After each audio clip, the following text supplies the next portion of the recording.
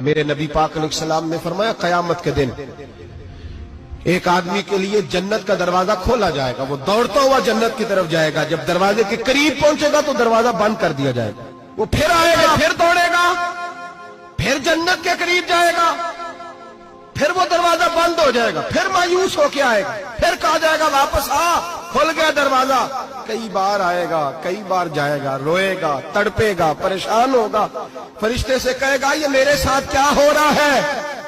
تو وہ فرشتہ کہے گا وہی ہو رہا ہے جو دنیا میں تو اللہ کے بندوں کے ساتھ کرتا تھا، تو لوگوں کے مذاق اڑاتا تھا، بوڑھوں کا مذاق اڑائے، بیماروں کا مذاق اڑائے، غریبوں کا مذاق اڑائے، وہ سمجھدار ہے؟